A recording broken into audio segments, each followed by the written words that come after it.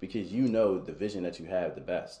So you and That's God, facts. yeah, you That's know the facts. vision. So you start the vision, and people will see the vision being started, and they'll be like, "Oh, maybe I can offer this to help. Maybe I can offer this to help."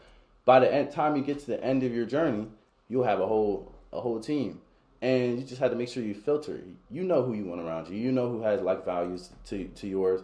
You know who may have the best interests, and a lot of people just ignore red flags. So just pay attention to the red flags and filter out the people around you, and you're gonna be all right, man. Bro, what you're saying is so real, bro. I think that what you said about your mom, especially, really resonates with me, bro. Because my mom has always been motivational for me in my life. My mom knows what I like to do.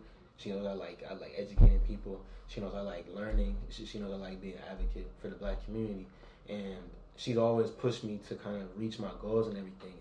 There was a point last year where I didn't get this internship that I wanted, and I was so mad about it. Yeah. But the internship had nothing to do with what you want to do. With what I want to do. It had nothing to do with my God-given purpose. It had nothing to do with any of that. And at the time, I was so sad about it. I was bummed out. I was like, dang, like, I really wanted this. I thought it was going to help me, quote-unquote, professionally. But that summer that I would have spent the internship, this was last summer, I really wound up changing my trajectory and really getting into what I like to do. I started reading a lot more. I really started reading a lot of Black books, reading about the Black community, realizing, like, damn, like, not only reading it, but realizing how much I love it. Yeah. Realizing how much I actually enjoy this stuff. I'm exactly. like, and I knew I enjoyed it, but when I really tapped into it and started putting in that next level of work, I'm like, bro, I can really take this somewhere for myself and really be an advocate for my community, because I'm at the end of the day, bro, somebody got to do what we doing, bro. Somebody has to do it, bro. Yeah. It's like, we're young. I would look at it like, why can't I be one of the older dudes of this generation who made something happen for his people, who made some positive change in his people's lives or whatever. So I think that with all that being said, your environment is important, bro. Because the wrong people is gonna make you quit on that dream that you have so much promise for, bro. And even with me being with the podcast, bro, like, I've been doing it with me and Michael been doing it for the last 3 years, bro. Yeah. And it's like it's been a grind, bro. It's been a lot of little tedious stuff, but the reason why, you know, like, it's been us is because we understand the vision that we want. And like you said, you was doing it by yourself, because when it comes to everything that you want to do, you know the vision that you want. And for me, when it comes to the social media and everything on our podcast, making clips and everything, I know the image and I know the vision that I want to be put out there. When I'm making a clip for the podcast and I find something interesting, I know what message I want to be out there. Yeah. And there's nobody else that knows that message better than me and Michael. Exactly. So I feel like you don't always have to expand your team, and sometimes, you know, like, having a team would be better, you know? Like, there are a lot of little small things that you probably wish that you could have somebody else do. Yep. But not everybody's going to be able to do it at the same level that you would do it, bro. And I think that it's really important that you keep good people around you, bro. Like, a common thing is, like, that I've heard is, like, you are, like, your 5 closest friends are a great representation of who you are, bro. Exactly. Or who you're going to be. Or who you're going to be, bro. And for me, like, I try to keep, you know, positive people around me, positive people who are going to uplift me, positive people who are doing something in their life, positive people who can motivate me in any way. And people will think of that to be like, oh, I'm using these people. Yeah. And it's like, it's not using, bro. It's just you want good people around you, bro, because people like that is going to motivate you and make you better, bro. That's what it's about, bro. It's about getting better. Some people see it like I said, it's all about helping each other. Yeah. So it's not like you're not going in this situation like, oh, I'm going to use this person for their skills. It's more like, hey, this person could help me, and I know I have something to offer everybody else. Exactly. So at the end of the day, it's going to be an exchange of like goods type of thing. And yeah, that's what it's all about. I'm thinking about taking the leap of faith still. Yeah.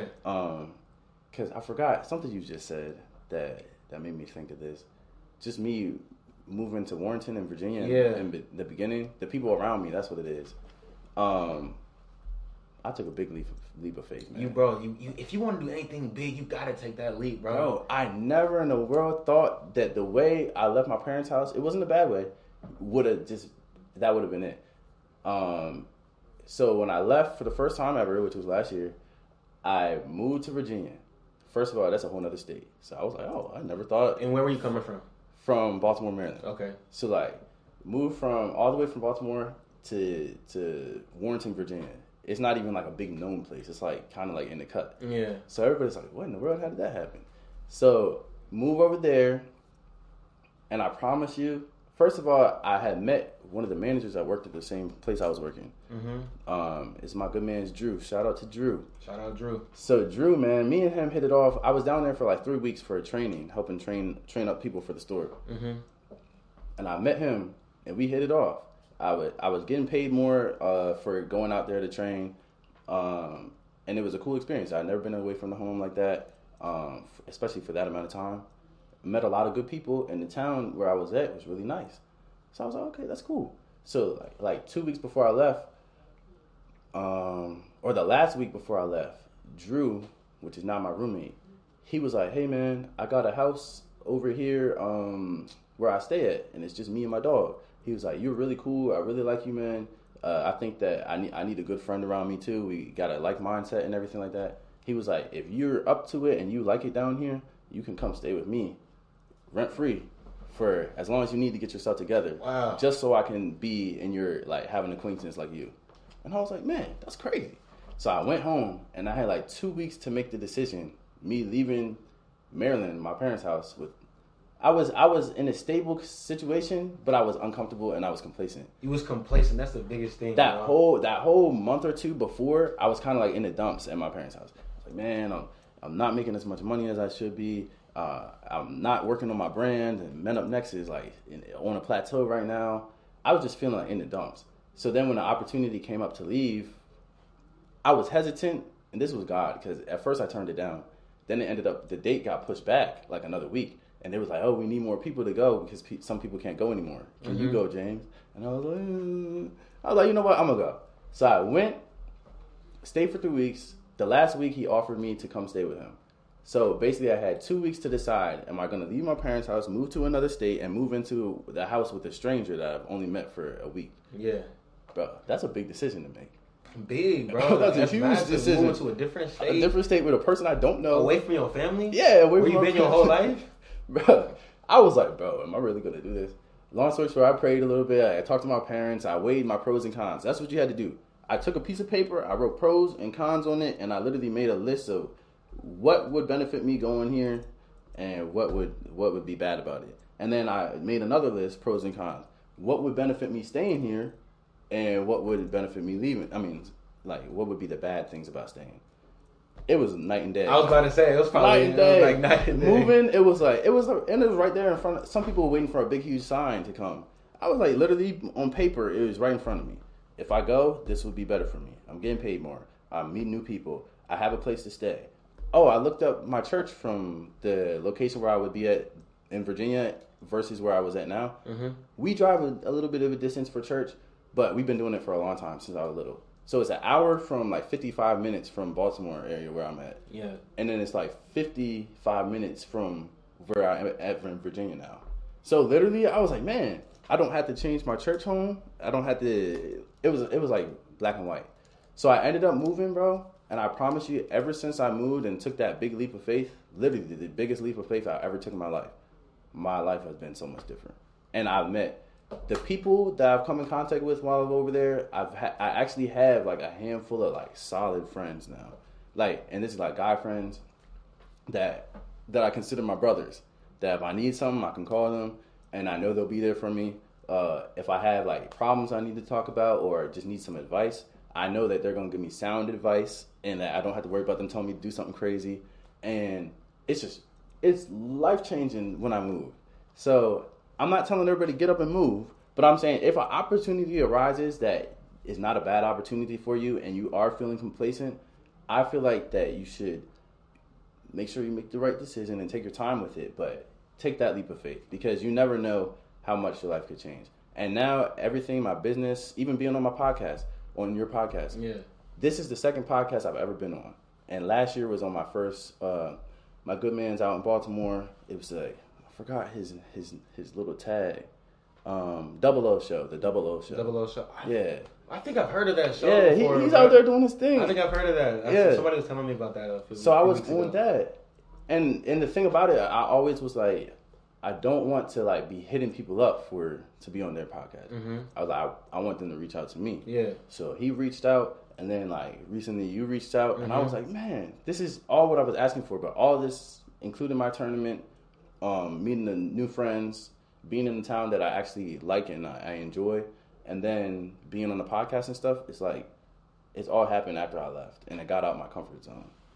Bro, that's the biggest thing. If you want to do anything great, bro, you got to get out of your comfort zone, bro. I know for me, sometimes there have been times where I might not want to schedule a podcast because like, I don't know how I'm going to do it. I don't know what I'm going to say to this person. Mm-hmm. But when I just hit the person up, like, I can talk to people, bro. And once I just hit the person up and be like, all right, let's get up this day. Do it like that. Yep. It's easy, bro. And because of that, I've recorded a lot of podcasts in the past few weeks, bro. I've recorded like 8. Yes, you know? Sir. Yes, so sir. it's just been going crazy, bro. And I think that one of the biggest things is you got to get comfortable with being uncomfortable, bro. Mm-hmm. Something at the beginning of this year I wrote in my notebook, like, all right, if I want to get to where I want to go in my life, I have to be uncomfortable. I can't just be in the same mindset of just waiting for things to happen to me, bro. I know I got to make them happen, bro. Mm-hmm. And if I got to make them happen, if I want to make it happen, I got to be uncomfortable, bro.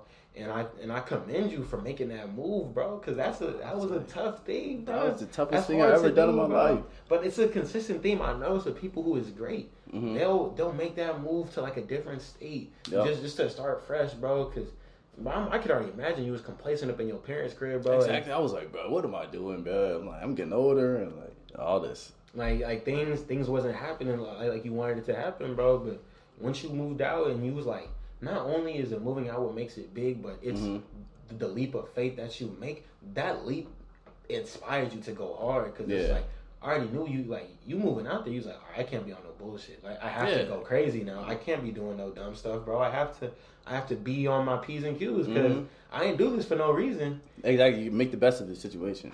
Make the best of it, bro. And I think when you do that, it motivates you even more, bro. It mm-hmm. gives you an even bigger reason outside of just, just being complacent at your parents' house and, just not doing what you feel like God is calling you to do, bro. Mm-hmm. Sometimes you gotta leave, bro. And I've noticed that people who leave, bro, it changes their life for real, bro. Yes, sir. It totally did. Bro, what do you think, you saying you're from Baltimore, bro, how do you think that your upbringing in Baltimore allows you to become the person that you are today and even start your brand?